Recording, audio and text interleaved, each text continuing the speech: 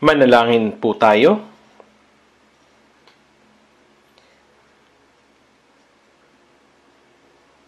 Banal at mahabagin naming Amang Diyos na sa amin ay nagmamahal, kinahabagan mo kami na lumayo sa Diyos at lumakad sa kasalanan. Ang Panginoon ang umako ng sumpa at kahatulan na nararapat sa amin. Namatay siya para sa amin at hinugasan ang aming mga kasalanan magpakinanman sa pamagitan ng kanyang mahalagang dugo at iniligtas kami kahit hindi kami karapat-dapat. Nagpapasalamat, nagpupuri at niluluwalhati namin ang Amang Diyos sa biyaya na ginawa niya kaming mga anak at nagbigay sa amin ng maluwalhating pag-asa na makapasok sa walang hanggang kaharian ng Diyos. Sa pagtitipon at pag-aaral namin ng salita sa nakalipas na linggo, nagpapasalamat kami na maraming tao ang naunawaan ang biyaya ng Diyos at naligtas. Para sa amin na mga naligtas sa pamagitan ng mahalagang dugo ng Panginoon, pakiusap, tulungan mo kami sa pamagitan ng kapangyarihan ng salita at Espiritu Santo upang kami ay makapamuhay ng karapat-dapat bilang mga anak ng Diyos sa natitira naming buhay, at dinadalangin namin na ang puso at buhay namin ay mabago sa araw-araw upang aming makita ang kalwalhatian ng Panginoon na malapit nang magbalik. Dinadalangin ko na gabayan kami ng Panginoon. Kung may mga kaluluwang hindi pa naliligtas sa pagkatapos nila na mapakinggan ang salita, pakiusap, buksan mo ang kanilang mga puso at gabayan sila upang lubusan nilang maunawaan ang dakila at kamanghamanghang pag-ibig at biyaya ng Diyos. Tulungan mo nawa ang lahat ng mga brothers at sisters sa Korea at sa buong mundo na nagpapanatili ng pananampalataya at nagbabahagi ng Ebanghelyo sa mahirap na panahon. Sa mabagitan ng kamay, ng salita, pag-ibig at kapangyarihan ng Diyos, upang matapang silang makapagpatotoo sa Ebanghelyo ng Panginoon sa kabila ng anumang kahirapan at akayin ang maraming nawawalang kaluluwa sa Panginoon at maligtas. Hawakan mo po ang mga may karamdaman at ang mga mahihina sa pamagitan ng iyong makapangyarihang kamay at bigyan sila ng kalakasan upang makapamuhay sila sa natitira nilang buhay para sa kalooban at kalwalhatian ng Panginoon. Panginoon, tulungan mo kaming higit na maunawaan ang iyong salita at ang iyong banal na kalooban na nais mong ipahayag sa amin sa oras na ito. Dalangin namin ito sa pangalan ni Jesus. Amen. Hanapin po natin sa Biblia. Hanapin po natin sa Lucas chapter 10. Lucas chapter 10. Babasahin ko po yung Lucas chapter 10 verse 25 hanggang 37. Babasahin po natin yung Lucas chapter 10 verse 25. Lucas chapter 10 verse 25.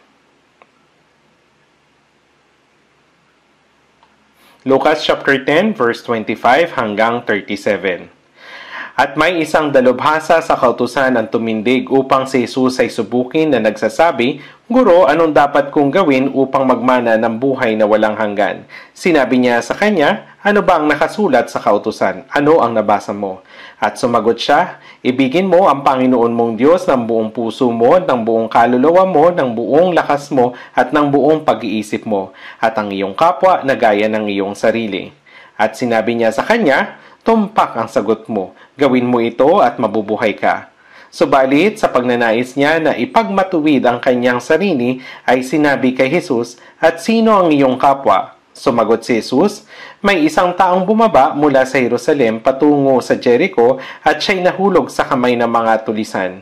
Hinubaran siya ng mga ito at binugbog.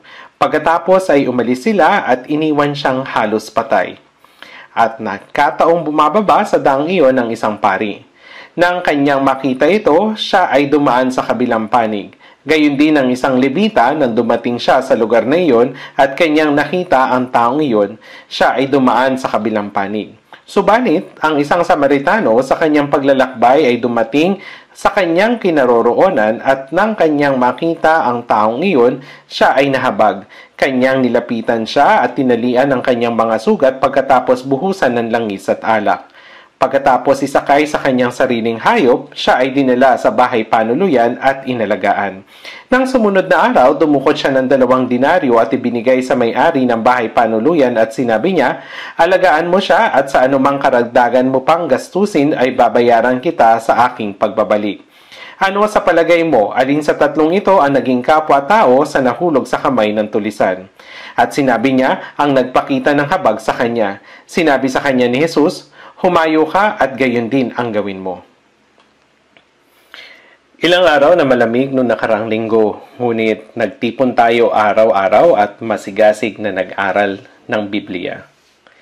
Sa pagkakataong ito, maraming baguhan ang dumalo. Nakaunawa sila ng biyaya ng Diyos, nananampalataya na sila ay naligtas, nagpapasalamat at nagbibigay luwalhati sa Diyos. Gayon din naman, tayo ay nagagalak at malugod nating tinanggap ang mga bagong naligtas na dumalo ngayong linggo sa pangalan ng Panginoon. At muli, nagpapasalamat po ako sa mga brothers at sisters na nananalangin at nagpapagal araw-araw upang ang iba rin ay maligtas. Sa Lucas chapter 15 verse 7, sinabi niya, "Magkakaroon ng higit na kagalakan sa langit dahil sa isang makasalanang nagsisisi, kaysa 99 na taong matutuwid na hindi nangangailangan ng pagsisisi." Napakasaya ng Diyos kapag ang kaluluwa ng isang tao ay naligtas. Gayon din naman, tayo na mga unang naligtas ay nagagalak at nagpapasalamat sa Diyos.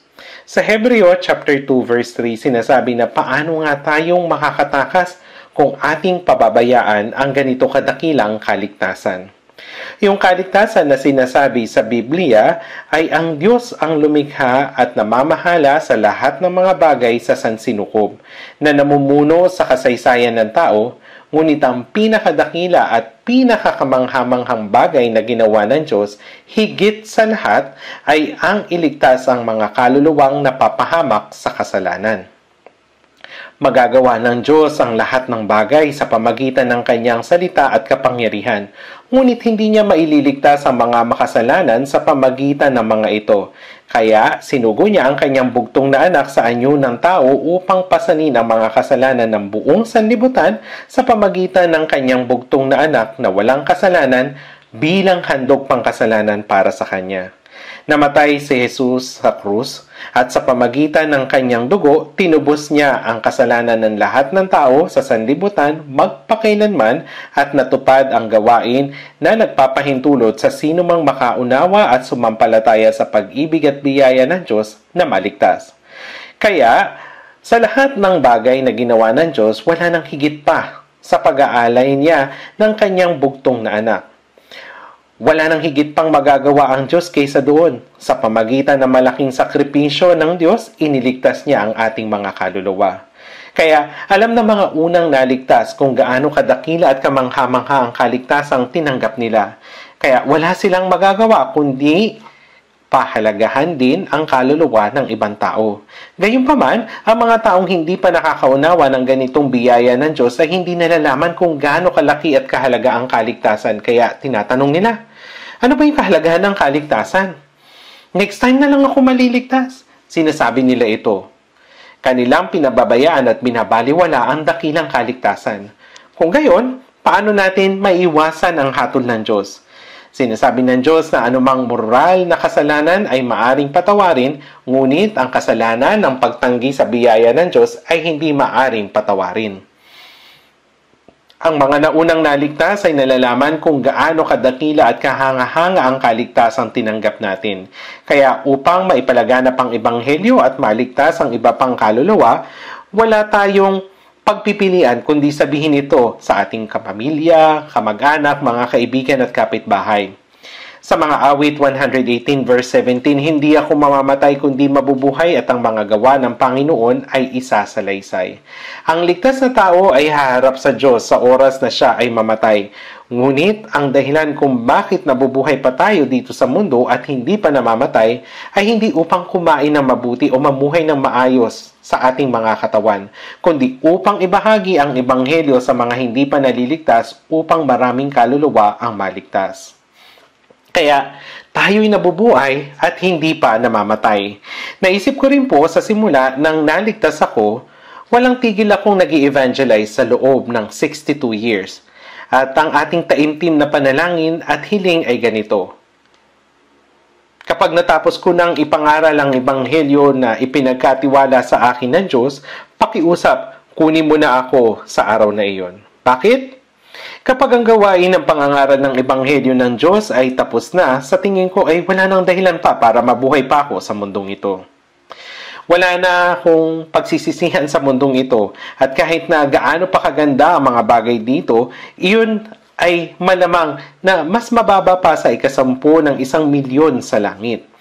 Kaya gusto kong pumunta agad sa Diyos. Dapat tayong manatiling buhay sa mundong ito dahil mayroon pa tayong dapat gawin bago tayo pumunta sa langit. Sinabi ni Jesus sa mga ligtas, humayo kayo sa buong sanlibutan at inyong ipangaral ang ebanghelyo sa lahat ng nilikha. Ito ang sabi ng Panginoon. Ito ay isang utos na ibinigay niya sa atin.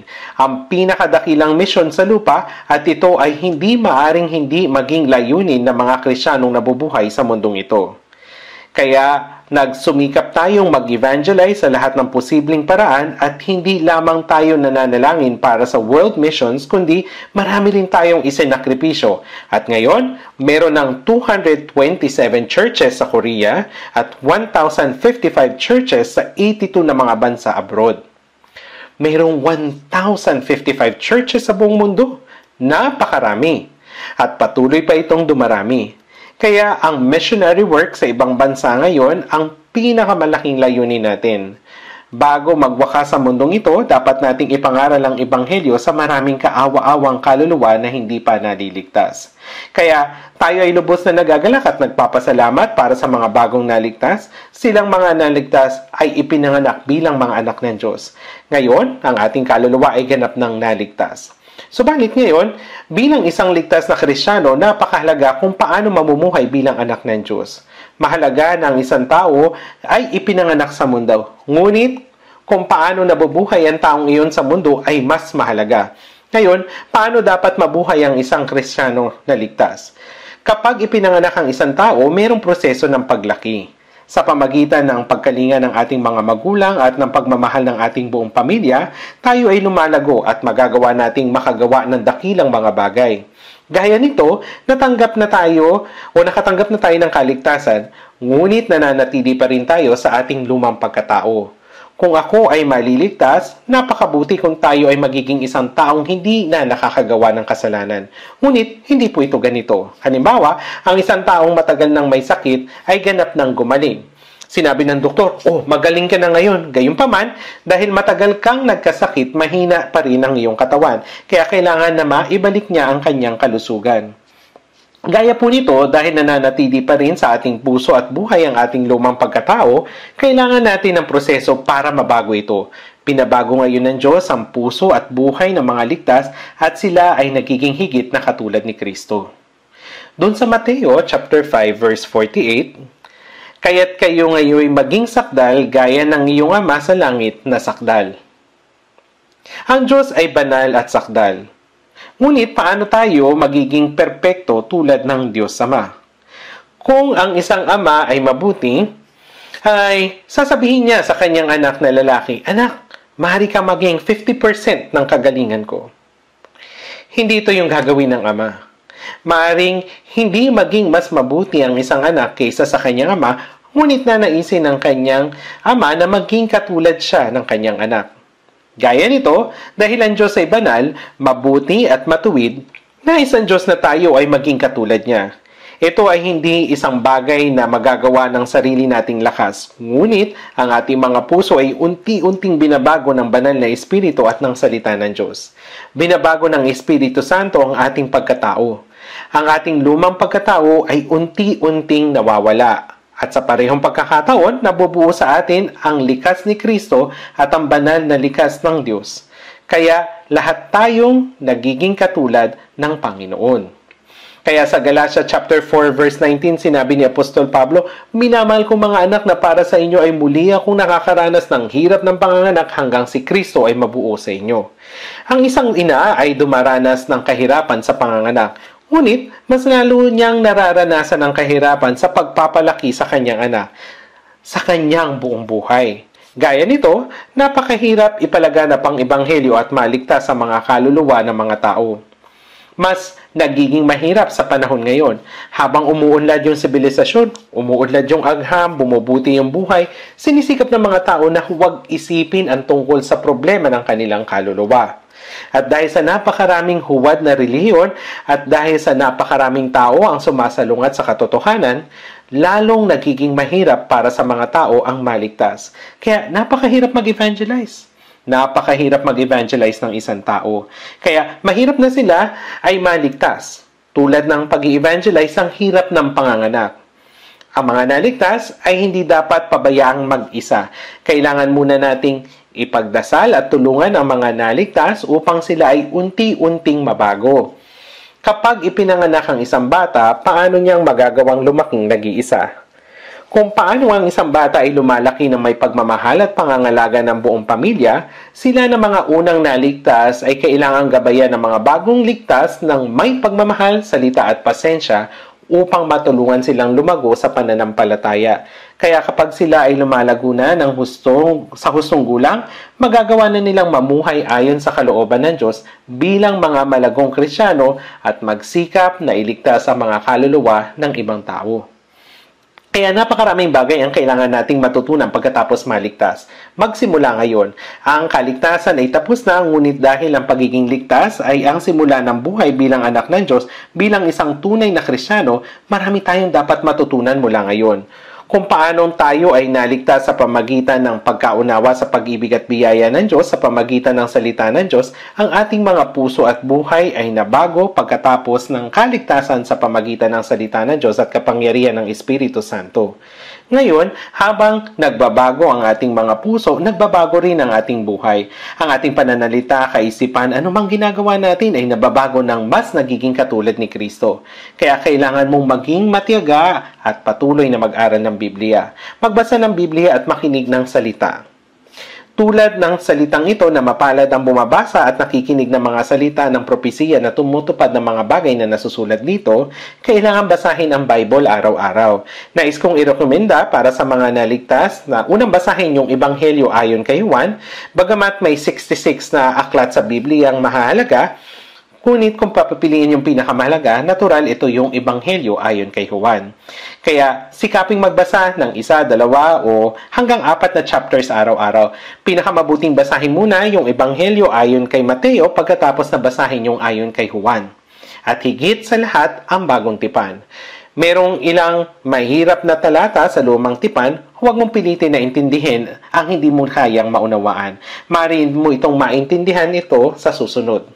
Una, basahin yung Bagong Tipan. Kung babasahin nga ang Lumang Tipan, basahin muna yung Genesis, Exodo, pagkatapos basahin yung mga madadaling maunawaan na mga aklat tulad ng Kawikaan o Ecclesiastes. Higit sa lahat, basahin mo yung Bagong Tipan, kaya kailangan mong magbasa ng Biblia araw-araw. Kanina, nakita po ninyo, di ba, meron pong memory verse. Nakita ninyo? Napakahalaga yung pagsasaulo ng Biblia. Kaya kung kakabisaduhin mo yung Bible, patuloy mong kabisaduhin ito. Kabisaduhin ito habang ikaw ay naglalakad sa kalye at pag-isipan ito bago matulog. Kung gayon, ang mga salita ay nagiging likas sa iyong puso. Nakakapagpabago ng buhay dahil makapangyarihan ang mga ito.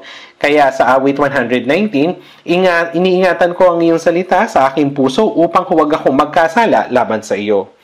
Kung ang salita ay nasa iyong puso, ang banal na Espiritu ay nagbibigay sa iyo ng lakas upang sundin ang salita ng Diyos. Kaya pag-aralan natin ang Biblia, ito yung pinakamahalagang bagay. At kapag ito ay magpapatuloy hanggang sa pagbalik ng Panginoon, magiging ang ating pisikal na katawan ay mababago sa isang maluwalhating katawan, isang banal na katawan na katulad niya. Ito ang proseso kung saan ang ating mga puso at buhay ay unti-unting nababago upang maging karapat-dapat ng mga ligtas na Kristiyano at mga anak ng Diyos. Upang magawa ito, kailangan nating magpatuloy sa pagsasama-sama kasama yung mga iba pang ligtas na banal. Dahil hindi natin ito magagawa ng mag-isa. Habang tayo ay nagdarasal ng sama-sama, nag-uusap, nag-aaral ng sama-sama, habang sinusunod natin yung salita sa abot ng ating makakaya ng isa-isa, tayo ay magbabago. Ipinapakiusap kong gawin niyo po ito. Ngayon ay binasa natin yung Lucas chapter 10 verse 25. Babasahin ko pong muli. Lucas chapter 10 verse 25. At may isang dalubhasa sa kautusan ng tumindig upang si Jesus ay subukin na nagsasabi, Guro, anong dapat kong gawin upang magmana ng buhay na walang hanggan? Ang dalubhasa sa kautusan ay isang taong nagtuturo ng batas ng Diyos sa mga Israelita. Tulad ito ng isang pastor o isang taong may doctorate sa theology. Isang taong nagtuturo ng salita ng Diyos. Dalubhasa. Ang taong ito ay nagtanong kay Jesus ng pinakamahalagang tanong sa lahat. Guro, anong dapat kong gawin upang magmana ng buhay na walang hanggan? Sa Genesis 1:27, nilikha ng Diyos ang lahat ng bagay at sa huli, nilikha niya ang tao. Nang sinabi niya, nilalang ng Diyos ang tao ayon sa kanyang sariling larawan. Hindi ito tumutukoy sa katawan, kundi sa kaluluwa. Dahil ang Diyos ay Espiritu, ibinigay ng Diyos ang kaluluwa sa tao ayon sa larawan ng Diyos upang bigyan siya ng pag-ibig at buhay, upang gawin siyang anak ng Diyos, upang dalhin siya sa kaharian ng Diyos, mabuhay kasama ng Diyos sa kalwalatian, magpakilanman at gawin siyang katulad ng Diyos. At ang tao ay sinilang sa mundo upang magkaroon ng buhay na walang hanggan. Naparito si Jesus upang iligtas ang mga makasalanan at bigyan sila ng buhay na walang hanggan. Hindi ba't kamangha-mangha na nagkatagpo ang naparito upang magbigay ng buhay na walang hanggan at ang karapat-dapat sa buhay na walang hanggan? Kaya ang sabi ng dalubhasa sa kautusan, Guro, ano ang dapat kong gawin upang magmana ng buhay na walang hanggan? Ano ang gagawin ko para magmana ng buhay na walang hanggan? Ngunit sa pagtatanong ng pinakamahalagang tanong na ito, mayroong isang bagay na mali sa dalubhasang ito. Siya ay naghahanap ay isa rin na dapat makaunawa ng katotohanan. Una, sinabi niyang sinubok niya si Jesus. Hindi para magkaroon ng buhay na walang hanggan, kundi para makita kung ano yung sasabihin ni Jesus. Si Jesus ay kapantay ng Diyos. Siya ang lumikha. Ang Diyos ay dumating sa anyo ng tao upang iligtas ang mga tao. At sinubok siya ng taong ito. Ito ay isang hindi kapani-paniwalang bagay. Sa aklat ng Deuteronomio, sinabi, huwag ninyong susubukin ang Panginoon ninyong Diyos. Huwag mong tutuksohin ang Panginoon mong Diyos. Doon sa Mateo chapter 4, tinukso ni Satanas si Jesus. Pagkatapos ay sinabi ni Jesus, huwag mong tutuksohin ang Panginoon mong Diyos. Ngunit ang dalubhasang ito ay naglakas loob na ilagay si Jesus sa pagsubok. Isa itong malaking pagsalungat. Hindi masusubok ng tao ang Diyos. Kung gusto niyang may subukin, sinasabi ng 2 Korinto chapter 13 verse 5 na siyasatin ninyo ang inyong mga sarili kung kayo'y nasa pananampalataya, subukin ninyo ang inyong mga sarili. Talagang bang may tamang pananampalataya ko? Sigurado bang naligtas ako sa pamagitan ng pananampalataya at mapupunta sa langit sa pamagitan ng pananampalataya? Ang aking tinatawag na pananampalataya nga ba ay tamang pananampalataya na kinikilala ng Diyos? Hindi lahat na nagsasabi sa akin, Panginoon ay papasok sa kaharian ng Diyos. Ito yung sinabi ni Jesus doon sa Mateo chapter 7. Ang sino mang nagsasabing Panginoon ay mananampalataya. Maraming tao sa mundong ito ang naniniwala. Naniniwala sila na mayroong Diyos. Naniniwala sila sa pagkakaroon ng kaluluwa. Naniniwala sila na lahat ng iyon bago maligtas. Ako rin. Naniwala ako sa langit at impyerno. Siyempre, ngunit talagang katanggap-tanggap ba sa Diyos ang aking pananampalataya? Sa Santiago chapter 2, sinabi dito, sumasampalataya ka na ang Diyos ay iisa, mabuti ang iyong ginagawa. Ang mga demonyo man ay sumasampalataya at nanginginig pa. May mas malaking pananampalataya ang mga demonyo. Naniniwala sila na may Diyos. May isang lalaking inalihan ng demonyo ang dumating kay Jesus at sinabi, "Jesus, anak ng kataas-taasang Diyos." Ang mga reliyosong Hudyo ay hindi nakilala si Jesus bilang anak ng Diyos. Ngunit nakilala agad siya ng lalaking sinapian. Naniniwala ka na mayroong isang Diyos, iyan ay mabuti. Iyan ang pinaniniwalaan ng demonyo. Gayunpaman ay hindi ka makakapunta sa langit sa ganyang paniniwala. Alam po ninyo, ang mga Hudyo ay naniniwala sa Diyos ng kanilang buong puso, ngunit kanilang pinako at pinatay si Jesus at labis silang naparusahan dahil dito. Well, ang mga taong pumupunta sa simbahan ngayon ay nananampalataya raw. Pumupunta sila at sinasabing naniniwala ako. Ngunit ang pananampalataya bang ito ay pananampalataya tinatanggap ng Diyos? Napakaraming uri ng pananampalataya sa Biblia. Patay na pananampalataya, wasak na pananampalataya, hindi katanggap-tanggap na pananampalataya, walang kabulang ang pananampalataya. Napakaraming uri ng pananampalataya na pinaniniwalaan ng tao. Ngunit hindi ito makakapagligtas. Sinasabi sa Biblia na ang ating subukin kung ang ating pananampalataya ay talagang katanggap-tanggap sa Diyos. Paano? Sa pamagitan ng pagsusuri nito sa liwanag ng salita. Tayo po ay nagpapamedical check-up upang suriin o siguraduhin kung tayo ay malusog o kung tayo ay may hindi nalalamang sakit. Gaya nito, sinasabi sa atin ng Diyos na suriin natin yung ating pananampalataya. Magagawa mo itong suriin sa pamagitan ng salita. Naniniwala ba talaga akong may Diyos? Naniniwala ba akong may Espiritu? Pagkatapos, gaano kamiserabling makasalanan ba ako sa harapan ng Diyos? Naunawaan ko ba ang biyaya ng Diyos? Talaga bang ako ay naipanganak ng muli? Tulad nito, isa-isa po. Kaya masasabi mo kung ang iyong pananampalataya ba ay katanggap-tanggap sa Diyos o mali. Ang paniniwala na walang pagkakakilala ay tinatawag na bulag na pananampalataya. Ang tawag dito ay fanatisismo. Yung naniniwala na hindi naman nila kilala.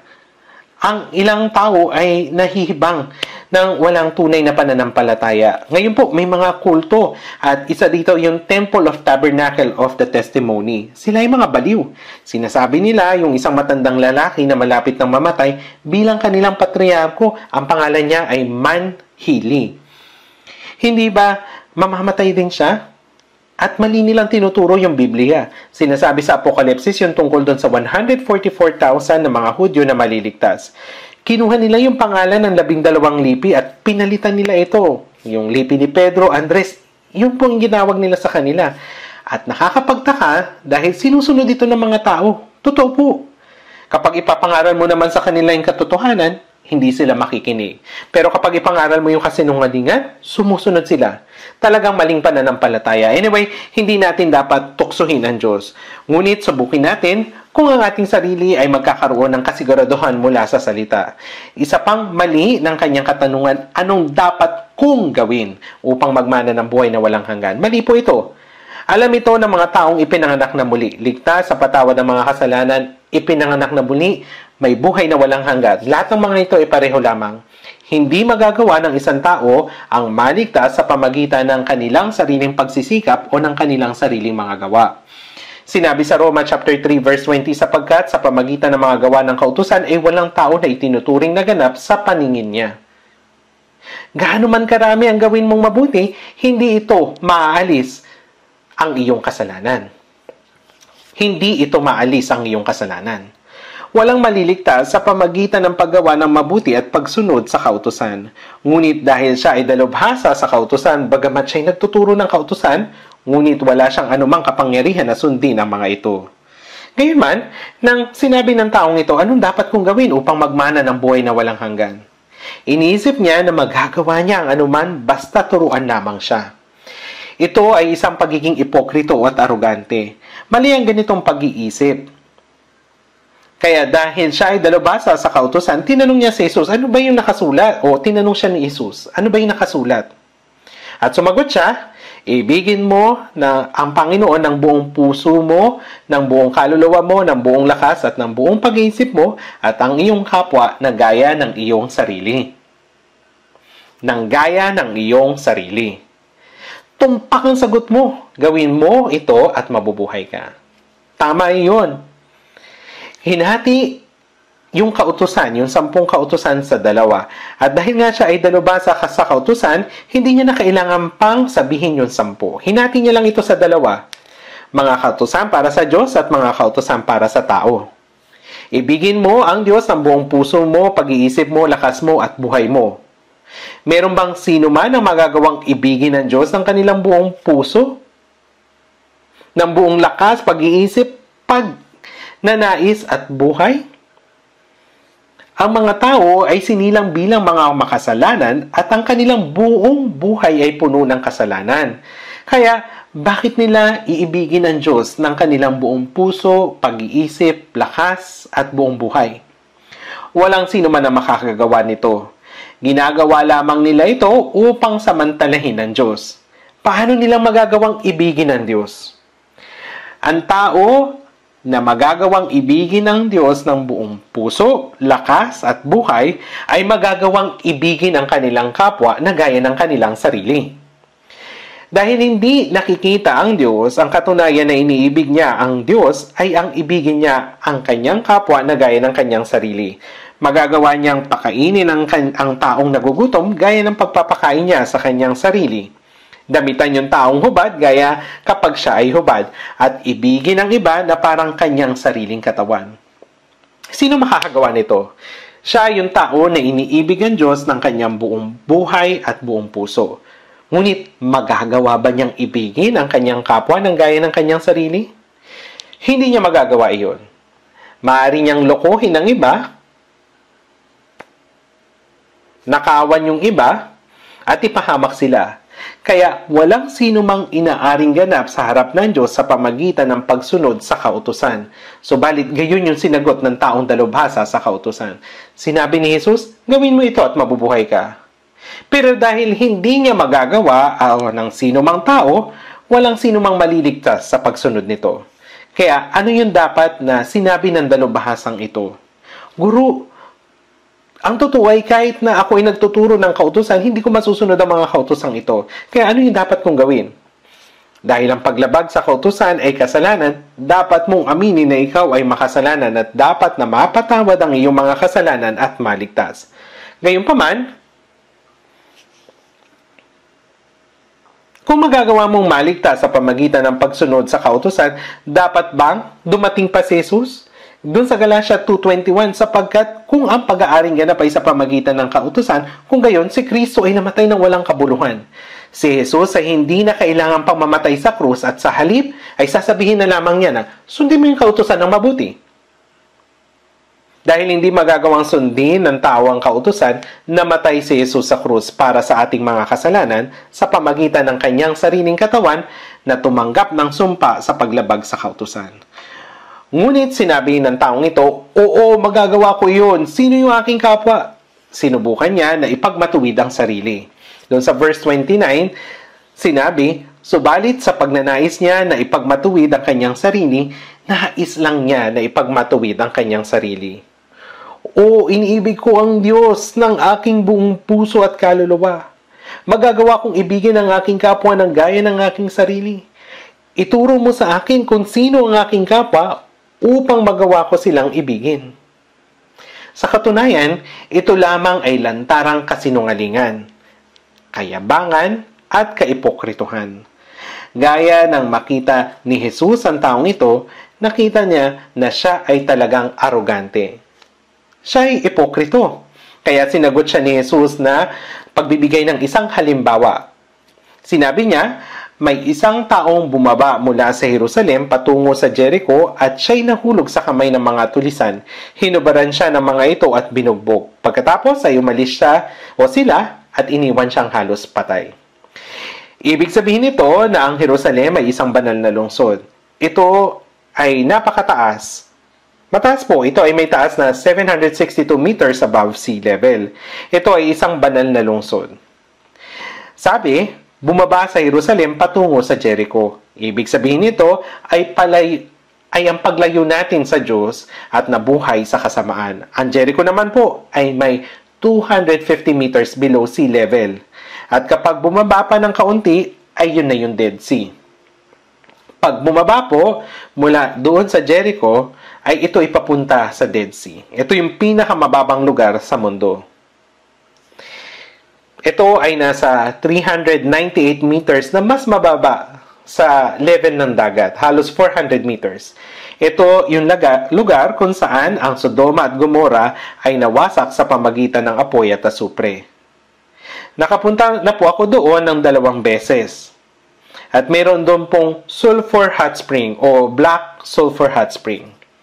At kapag nilibot iyon, may mga makikitang piraso ng asupre hanggang sa ngayon po. Kapag sinindihan mo iyon ng apoy, magliliyab iyon. Ito yung lugar kung saan ang 4 na lungsod, Sodoma, Gomora, Adma, Zeboim, ay nawasak sa pamagitan ng pagpapaulan ng apoy at asupre. Kaya yung Jerusalem ay ang banal na lungsod at ang Dead Sea ay nasa ibaba ay larawan ng impyerno. Ito yung dagat kung saan walang kahit isang piraso ng damo o isda ang magagawang mabuhay dito. Ito yung larawan ng impyerno. Sa bandang gitna naman ay ang Jericho, ang naglalarawan sa kasalanan. Ang salitang bumaba mula sa Jerusalem patungo sa Jericho ay nagtuturo sa atin na ang tao ay nahulog palayo sa Diyos. Nang naglakad ako doon, nalaman ko na ang daan mula sa Jericho patungo doon mula sa Jerusalem patungo sa Jericho ay umaabot ng halos 35 kilometers. Ngunit yung daan pababa ay paliko-liko at walang puno. Meron lamang mga piraso ng bato, kakaunti lamang. At habang ang mga tao ay dumaraan doon, yung mga tulisan ay nagtatago sa mga siwang ng bato at aatakihin nila yung mga taong nagdaraan doon, nanakawan at papatayin. Si Jesus ay nagsasabi ng talinhaga patungkol sa tunay na pangyayari. May isang tao bumaba mula sa Jerusalem patungo sa Jericho at siya'y nahulog sa kamay ng mga tulisan. Hinubaran siya at kinuha ng lahat ng kanyang mga damit. Kinuha ang lahat ng sa kanya. Binugbog siya, umalis at iniwan siyang halos patay. Ngayon, anong ibig sabihin nito? Ito yung miserabling kalagayan ng isang makasalanang bumagsak na iniwan ang Diyos. Kung iiwan natin ang Diyos, tayo ay unti-unting babagsak. Kung lalayo siya ng lalayo, mapupunta siya sa impyerno, sa daang patungong Dead Sea. Sino yung tulisan dito? Ito yung dyablo. Kung paanong ang dyablo ay nagtatago sa bawat sulok, binubugbog at ninanakawan ng sino mang umiiwan sa Diyos, ibig sabihin na ang taong binugbog ng dyablo hanggang kamatayan. Umalis at iniwan siyang halos patay. Ang taong halos patay na ay wala ng lakas upang tumayo at sa ilang sandali ay mamamatay na. Namamatay. Ganito yung lahat ng mga miserabling tao. Ganito yung kalagayan ng lahat ng miserabling tao. Sinabi ni Jesus sa dalubhasa sa kautusan, Uy, unahin mo ang paksa. Sinabi mo bang iniibig mo ang Diyos, na iniibig mo ang iyong kapwa gaya ng iyong sarili, na matuwid ka? Ikaw rin ay isang miserable. Kung paanong umalis ka sa Jerusalem at bumababa sa Jericho kung saan nakatagpo ka ng tulisan. Siya'y halos patay na dahil binugbog siya ng dyablo, ito yung kalagayan niya. Kung babasahin natin dun sa Isaiah chapter 1 verse 5 hanggang 6. Bakit kayo'y hahampasin pa na kayo'y patuloy sa paghimagsik? Ang buong ulo ay may sakit at ang buong puso ay nanghihina mula sa talampakan ng paa hanggang sa ulo at walang kagalingan kundi mga sugat, mga galos at sariwang latay. Hindi pa naaampat o natatalian man o napapalambot man ng langis. Itong miserabling kalagayan na ito, yung naging miserabling kalagayan ng mga tao sa Israel, ganito rin yung mga tao sa mundo. Ikaw at ako. Ikaw ay dalubhasa sa kautusan. Kagaya ka rin ng taong ninakawan na halos patay na. Subalit paanong kung ang taong halos patay na ay nagsabing, sino ang aking kapwa? Maaari ko naman silang ibigin. Sabihin mo kung sino ang aking kapwa at iibigin ko siya. May kabuluhan po ba ito? Hindi mo dapat hinahanap ang iyong kapwa upang ibigin sila, kundi dapat hanapin mo yung iyong kapwa upang iligtas ka sa kamatayan. Subalit ito'y lubos na kabaliktaran sa taong ito. Yung dalubhasa ng kautusan. Mapagkunwari, mapagmataas na tao. Kaya nga siya'y iniwang halos patay. Nakakakilabot. namamatay na siya. Siya'y halos namamatay na. Siya'y namamatay na, mamamatay sa kalaunan at pagkatapos, nakatagpo siya. Nang bumababa sa daang iyon, isang pari. Kaya nga, yung taong itong mamamatay ay sinabi, tulungan mo ako, mamamatay na ako. At may dumarating na isang lalaki, isang pari, at ang damit niya ay kakaiba. Ang paglakad niya talaga ay kakaiba rin. Kahit sa malayuan pa lamang, masasabi mong ito ay isang pari. Ang paring ito ay nananalangin at naghahandog sa Diyos para sa mga tao. Kaya, mabubuhay na ako. Ililigtas niya ako. Ito yung naisip nung taong halos patayin ng mga tulisan. Sa mga panahon natin ngayon, alam ninyo, may mga kilalang pastor, mga pastor na kakaibang maglakad, parang ganito. Tama po? Pasensya na. So, balit, siya'y dumating na ganun at tinitingnan ng lalaki at nagsabi, lalaking ito ay binugbog. Siya ay mamamatay na naawa ko sa kanya. Tapos, umalis siya. Naku, tinignan niya lamang yung lalaki. Naawa lang at umalis. At pagkatapos ilang sandali, mayroong isa pa, isang Levita. Ang isang Levita ay isang taong walang ibang ginawa kundi maglingkod sa templo. Siya ay isang taong naglilingkod sa templo. Siya ay masipag. Kaya sinabi ng lalaking nakatagpo ng tulisan, yung pari kanina nilampasan ako dahil masyado siyang banal. Dahil masyado siyang banal, isang masipag na Levita naman ang dumarating. Kaya, mabilis itong maglakad. Mabubuhay na ako ngayon. Ang Levita ay masipag, kaya tutulungan niya ako. Yun yung iniisip nung taong sinaktan ng mga tulisan. Subalit, gayon din ang isang Levita. Nang dumating siya sa lugar na iyon, ay kanyang nakita ang taong iyon, siya ay dumaan sa kabilang panig. Sinabi ng Levita, naku, mayroong tulisan. Siya ay mamamatay na. Ay, napakasama naman dito. Napakasama nito. Hindi ko alam kung anong mangyayari sa akin. Kaya, dapat na akong umalis. Kaya naman, umalis siya. Mga kapatid, alam ninyo po ba kung anong tinuturo nito? Ang mga tao ay binubugbog ng diablo, kaya't sila'y namamatay. Namamatay ng miserable, pababa patungo sa impyerno. Subalit, sino yung mga dumaraan? Ilan sa mga reliyosong tao, ito yung dumaraan na iniingatan lamang ang kanilang banal na mukha at sinasabi, ako'y nakakita ng pangitain mula sa Diyos. Ako'y pinalakas ng Espiritu Santo. Ito yung sinasabi nila. Ako'y pinalakas ng Espiritu Santo.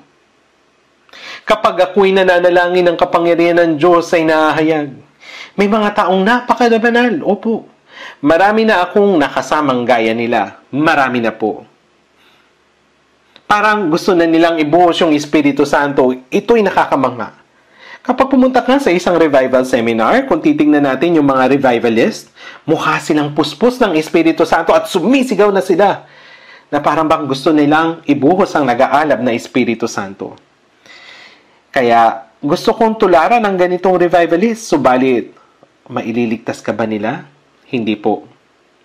Kaya ano naman yung Levita?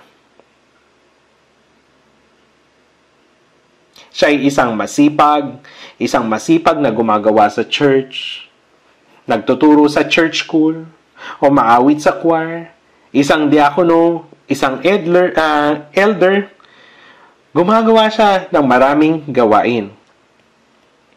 Mabuti ang maging masigasig. Subalit, ang sigasig bang ito ang magliligtas sa kaluluwa mo? Hindi po. Maaari ninyong maihambing ang Levita sa inyong sarili. Masigasig. He can't be born again through your labor. He can't be born again through your goodwill and works. He can't be born again. He can't be born again. Maaari bang ang kanyang kasipagan, sigasig at lahat-lahat ay makakapagligtas ng kanyang kaluluwa? Hindi. Ito'y lilipas din. Ikaw ay miserable pa rin na gaya noon. Ngayon, dapat ninyong malaman sa oras na ito, sabi, ang tunay na Samaritano. Ang tunay na Samaritano. Ano yung Samaritano? Pagkatapos mamatay ni Solomon, yung bansa ay nahati sa dalawa. Ito po yung Hilagang Israel at yung Timog Juda. Yung Hilagang Israel ay sumuway sa kautusan ng Diyos at nagkasala. Kaya nga, inihaon ng Diyos ang Assyria at sinakop sila. Noong 721 BC, yung Hilagang Israel ay winasak at binihag ng Assyria hanggang ang Hilagang Israel ay nahaluan ng mga Hintil, mga Hudyo at Hintil.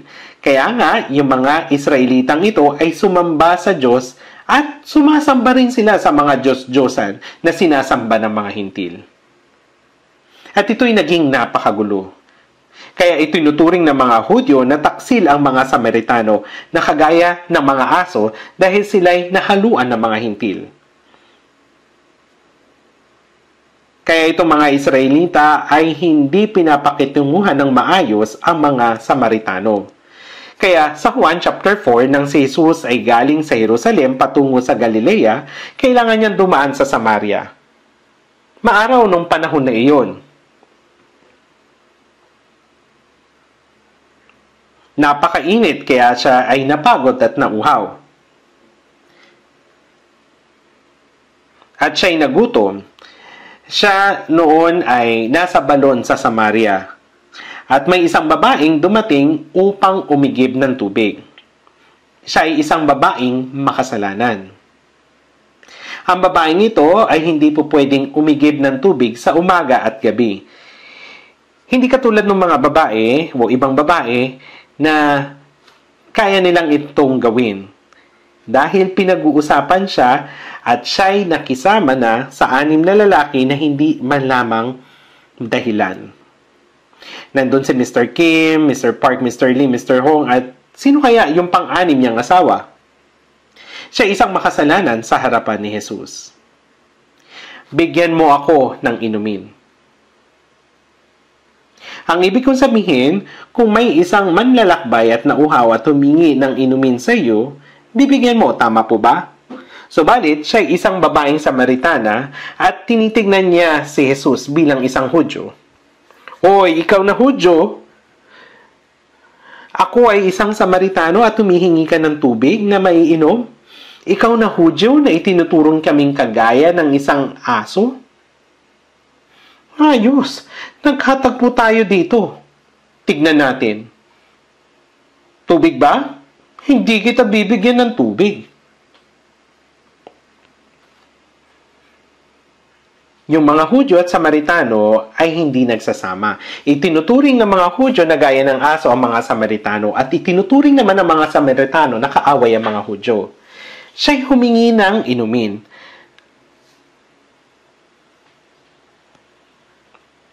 Siyempre, ayaw siya nitong bigyan. Inisip ni Jesus na hindi siya bibigyan.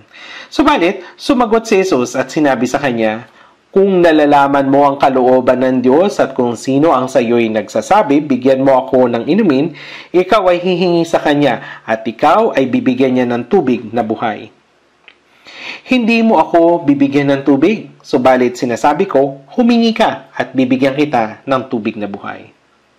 Ibig sabihin na bibigyan siya ni Jesus ng kaligtasan. Hindi niya sinabi ang kagaya nito, sige, hindi mo ako bibigyan ng tubig, kaya pupunta ka sa impyerno tapos hihingi kay Lazaro na lagyan ng isang patak ng tubig yung dulo ng kanyang daliri upang palamigin ang iyong dila.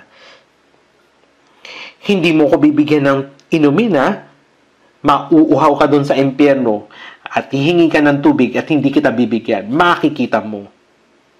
Kung sinabi niya yon, hindi mo ko bibigyan ng inumin, subalit bibigyan kita ng tubig na buhay kung hihingi ka nito. Ngayon, pag-usapan natin yung detalye nito. Gayunpaman, yung relasyon ng isang Hudyo ay Samaritano ay talagang magkaaway. Sa Juan chapter 8, tinawag ng mga Hudyo kay Jesus, hindi ba tama ang aming sinasabi na ikaw ay isang Samaritano at mayroong kang demonyo? Tinawag na Hudyo na Samaritano si Jesus dahil siya hindi nila nakilala. Sinabi pa nila na siya'y mayroong demonyo dahil sa mga himalang ipinakita ni Jesus. Gaano nga ba hindi nakilala ng mga Hudyo si Jesus kaya tinawag nila siyang Samaritano? Sinabi ni Jesus, wala akong demonyo kundi pinapangaral ko lamang ang aking ama at ang inyong sinisira ay ang aking karangalan. Si Jesus ay hindi iginalang at hinamak ng mga Hudyo. Alam niyo po ba ito? Yung isang Samaritano ay bumaba at nakita ang taong halos patay na. Alam niya yung taong mamamatay na ay isang Hudyo dahil galing siya sa Jerusalem. Ang pare yung mga Levita ay dumaan lamang. Subalit, paano naman yung Samaritano? Iniisip ng isang karaniwang Samaritano na hindi kami kinilala ng mga Hudyo kaya ganito yung nangyari sa kanila. Maaari niyang tuluyang pangampatayin ang taong ito. Ang mga Hudyong ito'y tinuturong kaming mga napakasama. Maaari siyang patayin ng Samaritano. Ang Samaritano rito ay tumutukoy kay Jesus na itinuturing ng mga Hudyong kaaway. Nang kanyang makita ang taong iyon, siya ay nahabag, kaya nilapitan niya. Siya'y nahulog sa kamay ng mga tulisan at namamatay na. Siya'y mamamatay kung lalampasan ko siya. Siya ay nahabag. Kanyang nilapatan siya at tinalian ang kanyang mga sugat pagkatapos buhusan ng langis at alak. Yung langis na ibinuhos niya ay olive oil at yung alak, ito ay para lamang sa pagkain, subalit maaari rin itong gamitin panggamot sa hindi inaasahang pagkakataon. Yung alak ay may alcohol, kaya nililinis nito yung sugat at yung olive oil ang tumatakip sa sugat. Ito yung gamot. Maaring ginamit niya ang kanyang damit upang talian ang mga sugat niya. At tinalian ang kanyang mga sugat pagkatapos buhusan ng langis at alak. Pagkatapos, isinakay sa kanyang sariling hayop, siya ay dinala sa bahay panuluyan at inalagaan. So, ang ginawa niya ay pinunit niya yung kanyang sariling damit at itinakip dun sa sugat. Siya ay sinakay niya sa kanyang sariling hayop. Maring ito ay asno. At kanyang dinala siya sa isang bahay panuluyan. Yung bahay panuluyan ay kung saan nagpapahinga yung mga manlalakbay. Nung sumunod na araw, nang siya ay palis na, kumuha siya ng 2 denaryo at ibinigay ito dun sa may-ari ng bahay panuluyan. At kanyang sinabi sa kanya, alagaan mo siya. Pagkatapos, ay ibinigay na niya yung 2 denaryo at nakiusap na alagaan ng taong yun. Alagaan mo siya at sa anumang karagdagan pang gastusin ay babayaran kita sa aking pagbabalik. Sinabi niya sa may-ari ng bahay panuluyan na siya ay alagaan hanggang sa pagbalik. Yung Samaritano ay kumakatawan kay Hesukristo. Alam niyo po ba ito? Tinanong ng isang dalubhasa sa kautusan, sino ang aking kapwa? Huy, mamamatay ka na dahil sa mga tulisan. Hindi mo kailangang hanapin pa yung iyong kapwa upang mahalin at tulungan. Kundi hanapin mo yung iyong kapwa para sa iyong kaligtasan. Ikaw yung taong halos patay na at ako ang iyong kapwa. Ganito yung ibig sabihin po nito. Opo, yung ibig sabihin ng langis ay Espiritu Santo. Sa 2 Korinto chapter 2 sinabi na ibinuhos ng Diyos yung Espiritu Santo. Yung ibig sabihin ng langis ay Espiritu Santo. Yung ibig sabihin naman ng alak ay dugo ni Jesus. Nang pagputol-putulin ni Jesus ang tinapay ay kanyang sinabi, kumuha kayo, kainin ninyo, ito ay ang aking katawan. Pagkatapos, ibinigay niya ang alak at sinabi, uminom kayong lahat nito sapagkat ito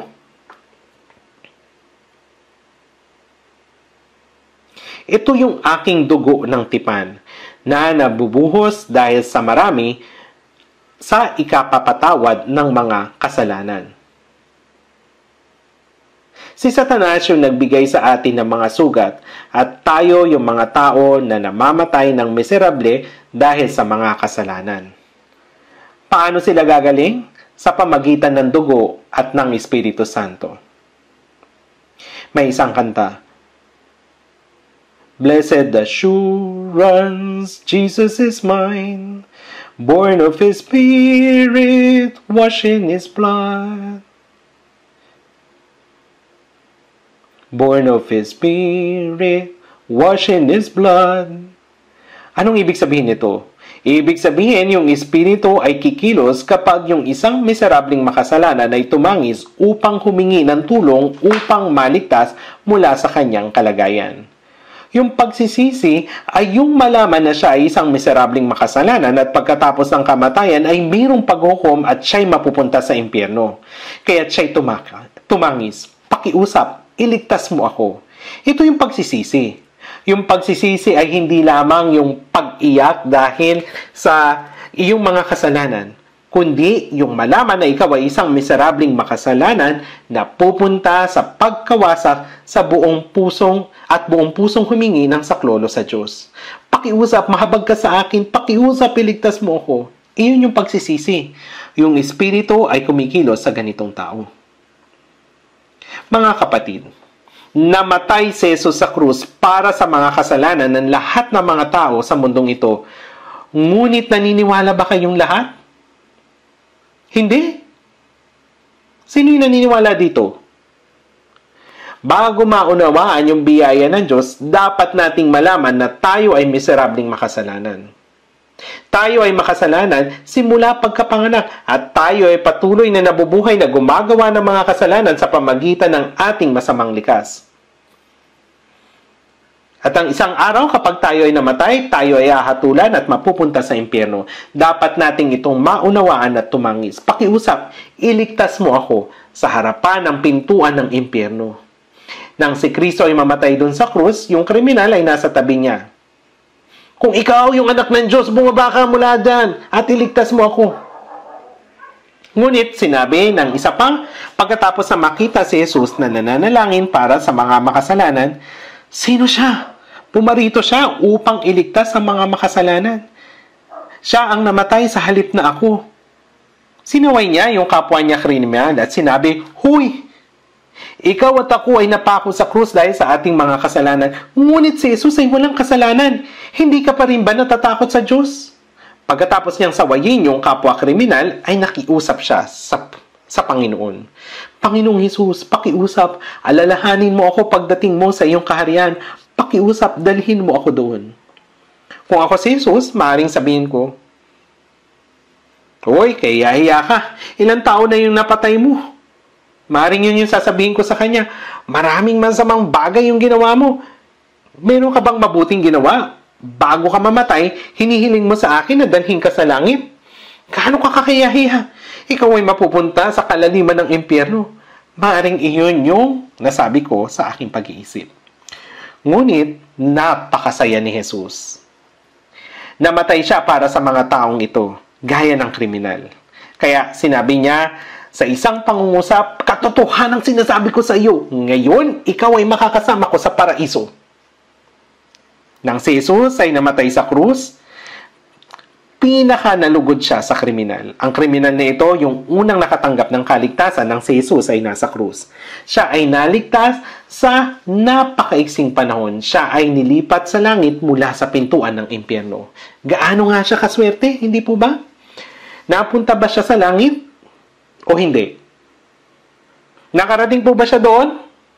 Sinabi ni Jesus, siya ay kanyang dadalhin kasama siya. Hindi po nagsisinungaling si Jesus. Paano ito nangyari?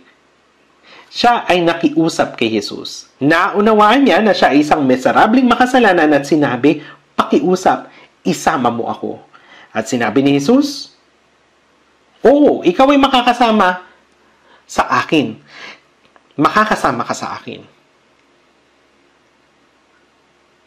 Kapag ating naunawaan na tayo miserabling makasalanan at may pagnanais na maligtas, tutulungan tayo ng Espiritu Santo. Tulad ng nakasulat sa Jeremias 29:13, hanapin ninyo ako at matatagpuan kapag hinanap ninyo ako ng buong puso.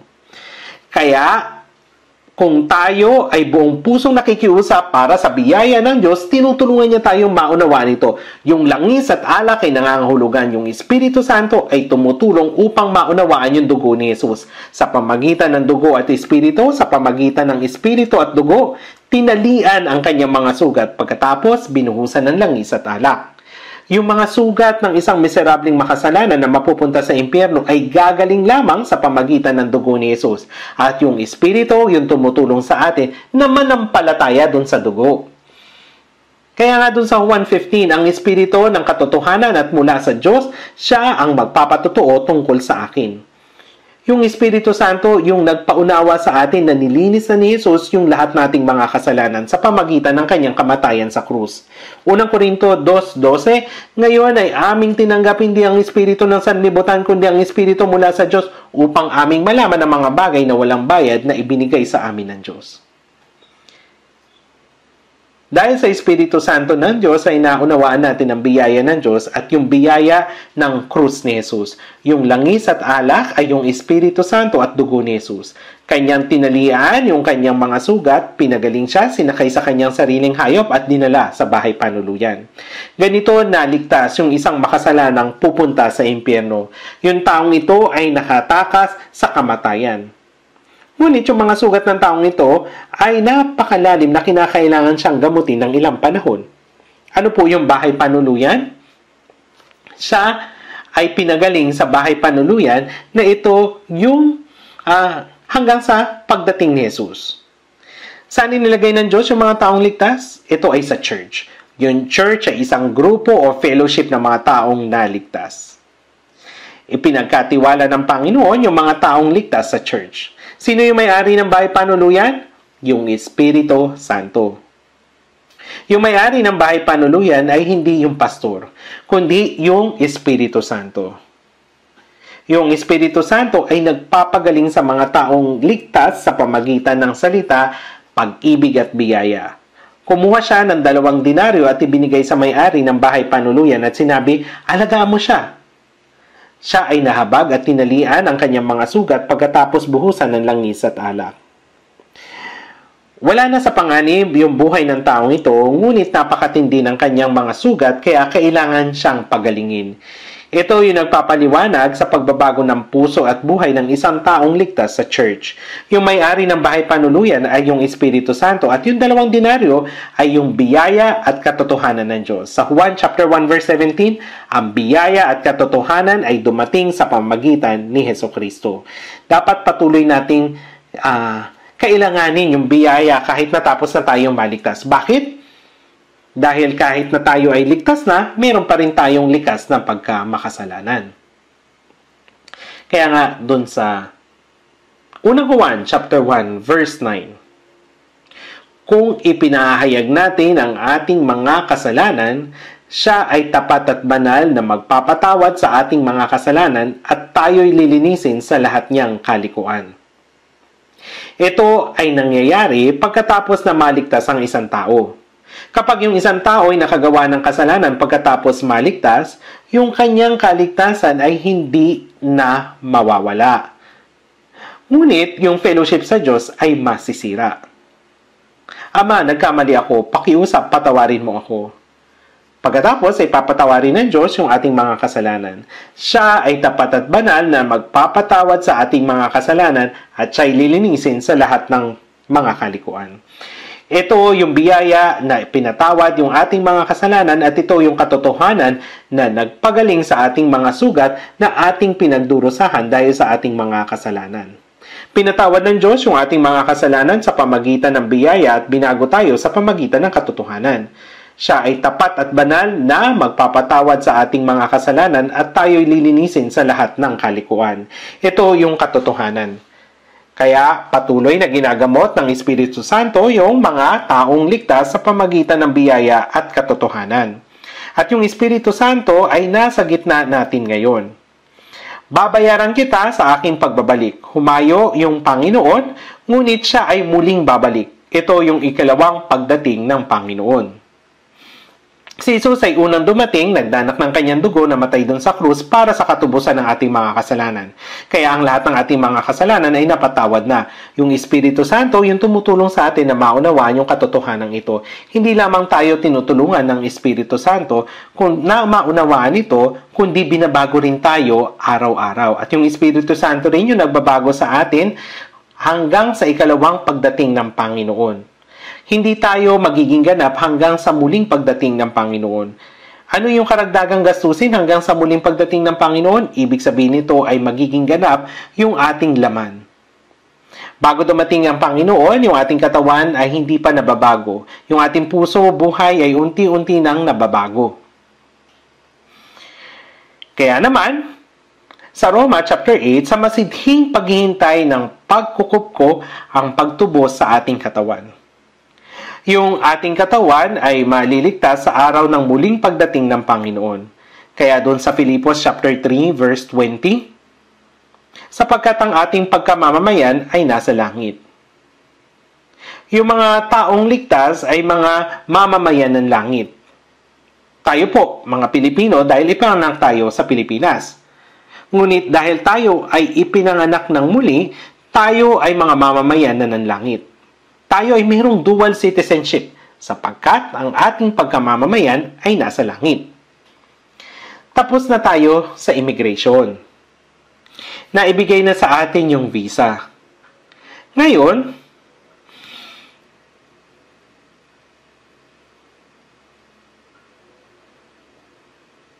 malapit na po tayong sumakay sa eroplano. Kaya mula roon, ay hinihintay naman natin ang tagapagligtas, ang Panginoong Hesukristo. Tayo ay mga naligtas at naging mga mamamayan ng langit. Kaya't ang ating pagkamamamayan ay nasa langit. Sa Efeso chapter 2 verse 19, mga kaanib ng sambahayan ng Diyos. Tayo ay pamilya ng Diyos. Tayo ang mga tao na namumuhay sa langit na magkakasama magpakailanman. Ang Diyos ang ating Ama at tayo ay magkakapatid. Tayo ay mabubuhay sa langit magpakailanman. Kaya dapat tayo mabuhay na magkakasama sa mundong ito. Tama ba? Kaya huwag kayong mag-away at mapuot sa isa't isa. Kahit na ang magkakapatid ay ipinanganak ng isang tatay, ang kanilang mukha at personalidad ay may kaunting pagkakaiba. Kaya kahit sila rin ay nag-aaway-away minsan. Ang pamilya ay aktibong tinutulungan ng isa't isa kapag may dumarating na kahirapan. Tayo ay magkakasamang naninirahan sa langit magpakailanman. Kaya dapat tayong mabuhay sa mundong ito sa pamagitan ng pagtutulungan at pakikibahagi sa isa't isa. Tayo ay naghihintay sa Panginoon na bumalik muli. Tinulungan ng isang mabuting Samaritano ang taong halos mapatay na ng mga tulisan at dinala siya dun sa bahay panuluyan upang tulungan siyang pagalingin ang kanyang mga sugat. Ang mga tao na ito ay naghihintay sa tao na nagligtas sa kanya. Tama po ba? Gayunpaman, kapag siya ay bumalik, hindi mabuti na siya ay maratnan niya na hindi magaling at nasa masama pa ring kalagayan. Ang mga sugat ay dapat tuluyan ng gumaling at dapat matagpuan na nasa mabuting kalusugan. Ito yung ninanais ng Panginoon. Pagkatapos makatanggap ng kaligtasan, dapat ay paunti-unting nababago ang ating puso at buhay at kapag dumating na ang Panginoon ay dapat nating siyang makita na nasa sakdal na anyo. Kaya nga dun sa Filipos 3:21, na siyang magbabago ng ating hamak na katawan upang maging katulad ng katawan ng kanyang kalwalhatian. Ang ating mga katawan ay mababago tungo sa malwalhating katawan ng kagaya ng sa Panginoon. Ang isang uod ay nabubuhay sa pamagitan ng pangunguya ng dahon at nagiging paru-paro pagkatapos na mabago yung anyo at lumipad. Yung uod at paru-paro ay talagang magkaiba na nilalang. Yung paru-paro ay maaring makalipad patawid sa karagatan. Gaya nito, binabago ng Panginoon ang ating mababang katawan tungo sa malwalhating katawan. Kaya nga dun sa unang Juan chapter 3 verse 1, masdan ninyo kung anong uri ng pag-ibig ang ipinagkaloob sa atin ng Ama, upang tayo'y matawag na mga anak ng Diyos at tayo'y gayon nga. Dahil dito'y hindi tayo nakilala ng sanlibutan sapagkat siya'y hindi nakilala nito. Kapag dumating na ang Panginoon, nalalaman natin kung siya'y mahayag, tayo'y magiging katulad niya sapagkat siya'y ating makikita bilang siya. Kapag makita na natin ang nagbalik na Panginoon, tayo ay magiging kagaya ng Panginoon. Tayo ay magagaya o mababago na kagaya ng banal na katawan ng Panginoon. Ito yung nangangahulugan, tayo ay naniniwala na tayo ay magiging kagaya ng Panginoon. At sino mang may ganitong pag-asa sa Kanya ay naglilinis sa Kanyang sarili gaya naman niyang malinis. Kapag ang Panginoon ay dumating, ang ating katawan ay magiging kagaya ng banal na katawan ng Panginoon. Ito ay maganda at mas maganda kaysa mga anghel. Tayo ay mababago na kagaya ng asawang babae ng Panginoon. At sino mang may ganitong pag-asa sa Kanya ay naglilinis sa Kanyang sarili gaya naman niyang malinis. Habang tayo nabubuhay sa mundong ito, dapat tayong lumayo sa kasalanan upang maging banal ng paunti-unti. Dapat tayong humiwalay mula sa mga tao sa sanlibutan ito. Dapat tayong humiwalay mula sa masasama at mapangalunyang mundo upang paunti-unting maging banal.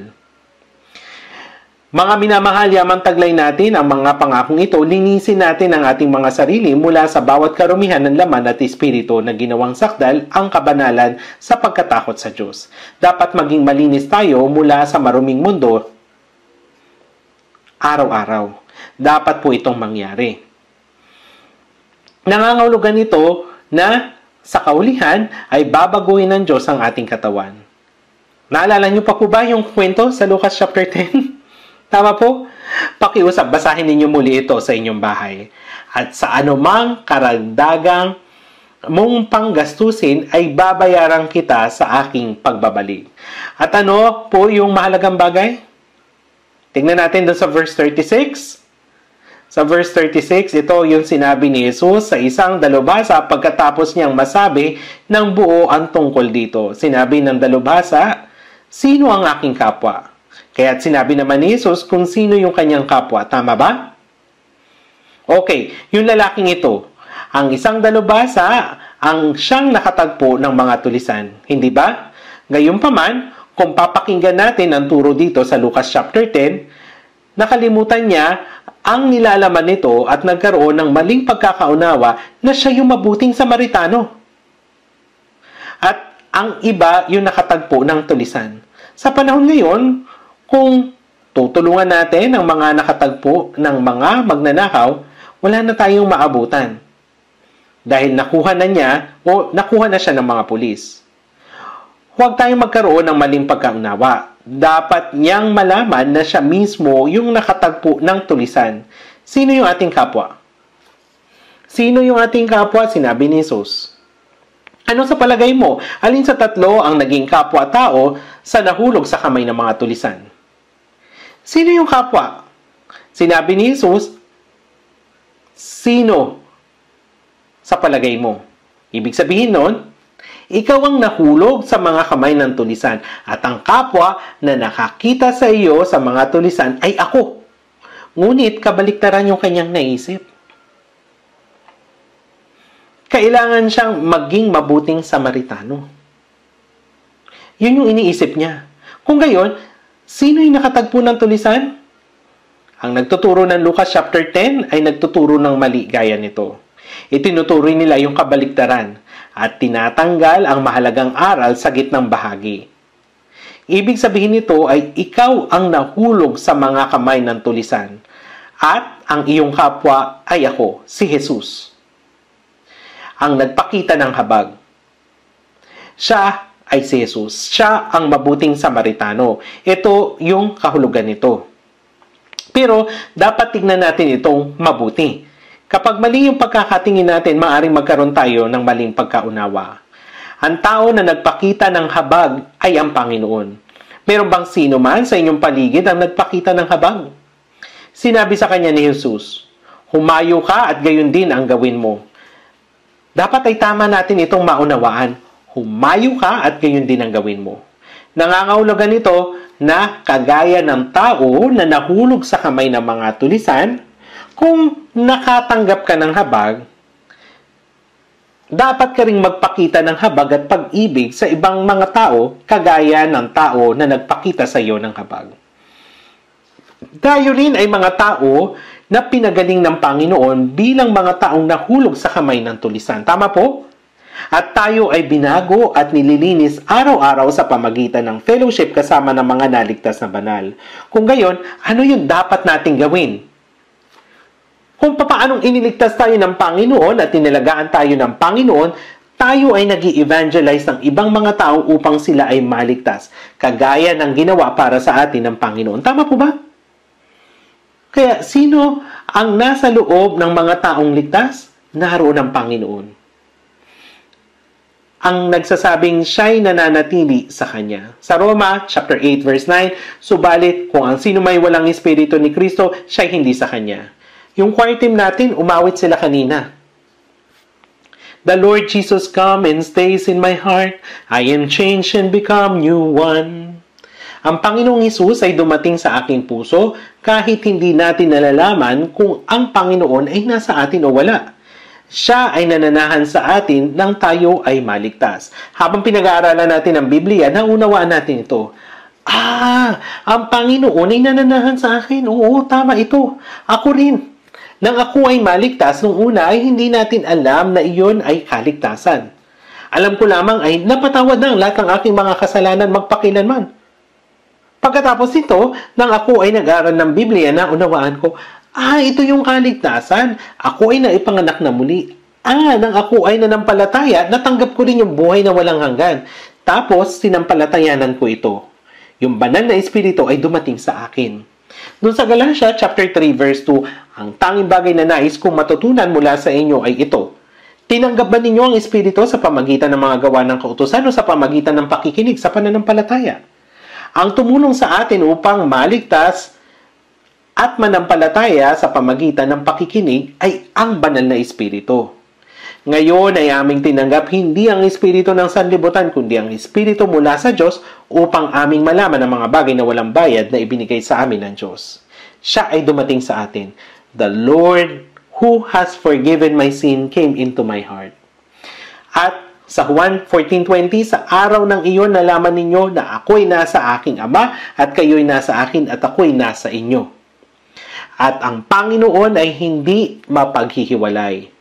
Doon sa unang Korinto, chapter 6, verse 17, ngunit siya na nakikisama sa Panginoon ay nagiging isang espiritu na kasama niya. Ang bakal ay dapat nasa loob ng apoy at ang bakal ay pumapasok sa apoy at yung apoy ay pumapasok sa bakal. Kung hihilahin natin yung bakal na nasa loob ng apoy, ito ay nagiging pula. Opo, ito ba ay bakal o apoy? Opo, ito ay apoy na bakal. Ang bakal o yung apoy ay pumasok at ang apoy ay pumasok sa bakal. Ito ay nakakamangha. Naging isa. Katulad nito. Ang Panginoon ay pumasok sa atin at ako ay sa Panginoon. Sa araw na iyon ay malalaman ninyong ako'y nasa aking Ama at kayo'y nasa akin at ako'y nasa inyo.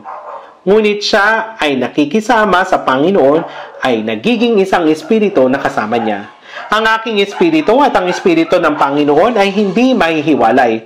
Okay, naintindihan niyo po ba ito? Ito talaga yung nakakamangha. Kung gayon, nasa ng Panginoon? Siya ay nasa akin.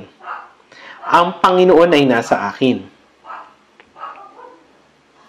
Ang Panginoon ang siyang walang hanggang nagmamay-ari sa akin.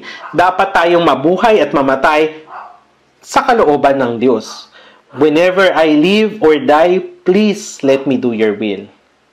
Dapat natin itong malaman. Ang Panginoon ay siyang nagmamay-ari sa akin. Ang Panginoon ang siyang nagmamay-ari na sa akin. Hindi na ako ang nabubuhay. Sa halip, si Kristo ang nabubuhay sa akin. Panginoon, pakiusap. Magpahinga ka na lang sa bahay. Kung pagod ka na. May taong ganito ang hinihiling sa Diyos. May pupuntahan pa ako sa araw na ito pero hindi mo ito magugustuhan. Kaya naman, Panginoon, huwag ka nang sumama. Ako na lang yung aalis, ha? Paalam. Sa ganitong sitwasyon ba, sasabihin ng Diyos sa iyo, uy, mag-ingat ka ha? Hindi po. Sasama ako. Paano nga natin magagawa na sumayaw doon sa nightclub kasama ang Panginoon? Mga kapatid, dapat kayong mag-ingat. Huwag ninyong pigatiin ang Espiritu Santo ng Diyos. Kung titignan natin sa Santiago chapter 4. O iniisip ba ninyo na walang kabuluhan ang sinasabi ng kasulatan na ang Espiritu na pinatira niya sa atin ay nagnanasa na may paninibugho? Ang Espiritu na nasa atin ay naninibugho kapag may bagay akong higit na iniibig kaysa sa Panginoon. Bakit? Yamang labis niya akong inibig. Kaya, Panginoon lamang dapat ang ating ibigin. Ibinigay niya yung kanyang buhay sa krus dahil sa inibig niya ako. Siya ay bahagi ko. Dapat ko siyang sundin hanggang sa walang hanggang kaharian. Siya ang Panginoon ng buhay. Muli, iniibig ko si Jesus dahil inibig niya ako. Minamahal ako ni Jesus at masaya ako at nagagalak dahil dumating siya para iligtas ako at mamatay doon sa krus. Siyempre, I love Jesus because I know the Lord loves me and I love Jesus. I adore you more than ever. Kaya ngayon, nasa akin na ang Panginoon at dahil iniibig ako ng Panginoon at tiniligtas ako, ang taong naligtas ay naging pangalawang mabuting Samaritano. Naintindihan niyo po ba? Kung paano ginawa iyon sa akin ng Panginoon ay dapat ko rin namang ibigin ang ibang mga tao. Sa ganito naligtas ang mga taong nakatadhana sa pagkawasak. Ang nagsasabing siya ay nananatili sa kanya ay nararapat ding lumakad gaya ng kanyang paglakad. Dapat akong umibig kung paanong inibig ako ng Panginoon. Dapat din akong mahabag sa ibang mga tao kung paanong nahabag sa akin ang Panginoon. Gaya ng mga tao sa Samaria, ninais ang Panginoon na ang mga taong hindi ligtas ay maligtas sa pamagitan ng mga ligtas. Kung titingnan natin doon sa Roma chapter 10 verse 14,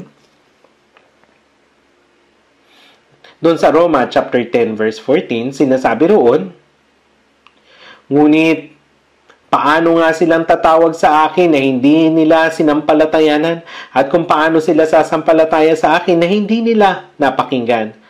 At paano sila makikinig kung walang mangangaral? At paano sila mangangaral kung hindi sila sinugo?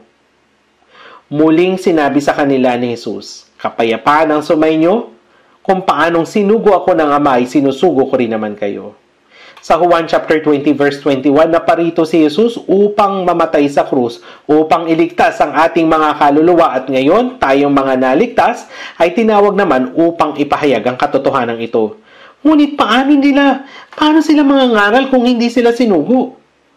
Kung ikaw ay sinugo, paano mo naman magagawang mangaral? At paano sila mangangaral kung hindi sila sinugo? Kung ginawa ng Panginoon ang lahat upang maligtas, kung ang mga taong ligtas ay mananahimik at hindi mangangaral, walang sino man ang maliligtas. Naintindihan niyo po ba? Kaya, paano nga sila sasampalataya sa hindi naman nila napakinggan? At kung walang mangangaral sa kanila, paano sila makikinig? At kulang mangangaral, may posibilidad ba silang maligtas? Upang matulungan ng iba na mapakinggan ang salita at sa kaulihan ay maligtas, ang mga taong naligtas ng una ay dapat na manalangin sa kaalalayan at maging handa na magsakripisyo. Dapat din tayong mamuhay ng naangkop. Humayo at mamuhay ng naangkop. Ito ang sinabi ng Diyos sa mga ligtas. Naintindihan niyo po ba? Kaya pagkatapos nating maligtas, may mga bagay tayong dapat maintindihan. Iyong tao na halos patay na, ang Samaritanong iyon, ay kinakailangan punitin ang sarili niyang damit upang maipahid ang langis at ang alak sa kanyang sugat. Nilagyan niya ang mga sugat ng alak at langis saka iyon tinalian. Tinalian ng Samaritano ang kanyang mga sugat. Ganito ang pinakadahilan ng pag-iingat ng kaluluwa. At isinakay siya sa sarili niyang hayop papunta sa bahay panuluyan at hiniling na alagaan ito. Sa ganitong paraan, ipinagkatiwala sa church kasama ng mga ligtas na banal. Kaya kung titingnan natin sa unang Korinto 1:9, tinawag kayo, iniligtas kayo. Ano ba ang fellowship? Ito yung pakikisama ng mga ligtas na banal. Ang taong ligtas ay hindi nag-iisa. Ganito inilagay ang mga ligtas na brothers and sisters sa fellowship sa loob ng church. Ang pakikisama na ito ay tinatawag na fellowship. Sa English po, tama po, fellowship o komunidad. Ang fellowship na ito ay komunidad. Ito yung church. Kung titignan natin sa unang Juan chapter 1 verse 3, ang pakikisama ay sa Ama at sa kanyang anak na si Jesucristo. Wala itong kaugnay sa makamundong pakikisama. Ito ay banal na pakikisama. Pakikisama sa Ama at kay Jesucristo. Natutunan natin ang salita at minamahal natin ang isa't isa. Sa pamagitan ng kapangyarihan ng Espiritu Santo, binabago ng Panginoon ang ating mga puso at buhay araw-araw. Sa pagbalik ng Panginoon, ay makakatagpo natin siya. Kaya dapat tayong maging bahagi ng fellowship na ito. Ang pagtalikod sa pakikipagkaibigan na ito ay pagtalikod sa Panginoon. Kapag yung naglalaro yung bata ng peekaboo, sabi ng bata, ay, nakakasawa naman to. Lagi na lang ito yung nilalaro. Tapos, nagpa siya na gumapang palabas. At sinabi kong gusto kong makita ang mundo. Pagkatapos, ang bata ay kinagat ng aso o kaya naman ay dinala sa ampunan. Ay, bakit may batang gumagapang sa kalsada? Ano ngayon yung mangyayari doon sa batang iyon? Seryoso pong usapin to. Gaya nito, hindi natin dapat iwan ng fellowship. Naiintindihan niyo po ba? Ang batang iyon, hindi maglaon ay magiging palaboy at sa huli ay manlilimos. Kaya hanggang sa pagdating ng Panginoon, hanggang sa ako ay bumalik, alagaan mo ang taong ito. Ang siyang dapat nating panindigan sa fellowship. Naunawaan niyo po ba? Ang ibig sabihin ko, ang dapat lamang nating gawin ay ang manatili sa fellowship. Simple lang. Habang hinihintay natin ang pagbalik ng Panginoon ay dapat nating ibigin ang isa't isa. Pag-aralan ng Biblia at paluguin ang Espiritu araw-araw sa church. Kung gayon, ang maliit na bata ay lumalaking malusog kapag ito ay iniibig at inaalagaan ng buong pamilya. Gayon din, ang mga katawan ay babaguhin sa isang walang dungis na katawan gaya ng sa Panginoon sa araw ng kanyang pagdating. Hanggang dito na lamang muna po tayo. Marami tayong dapat pang pag-aralan mula nang tayo ay maligtas. Manalangin na po tayo. Mabangin Diyos, una mo po kaming inibig nung hindi pa kami nakakakilala. Kami po ay mga taong nabubuhay ng napakalayo sa Diyos at gumagawa ng mga kasalanan. Gayunpaman, nabag ka sa amin. At sa amin na mga kaaway ng Diyos dahil sa aming mga kasalanan at ang Panginoon ay namatay sa halip na kami. Pinatawad ang aming mga kasalanan sa pamamagitan ng mahalagang dugo ni Jesus at ginawa kaming walang hanggan. Salamat po o Diyos sa pagliligtas sa amin mula sa paghukom at kapahamakan. Ang Panginoon ang aming buhay at pag-asa. Salamat po o Panginoon sa pagsama sa amin at sa aming mga puso. Panginoon, pakiusap, gabayan mo po kami, sa gayon ay makabahagi kami sa fellowship, sa pag-ibig, pagsunod at makapamuhay para sa kalwalhatian ng Diyos sa loob ng church hanggang sa muli mong pagdating. Pakiusap, hawakan mo po kami at gabayan kami, sa gayon ay walang sinuman sa amin ang mahulog mula sa church. Nawa ay gabayan mo po kami sa natitira naming buhay at idinadalangin namin ang lahat ng ito sa pangalan ng Panginoong Hesukristo na sa amin ay nagmamahal. Amen.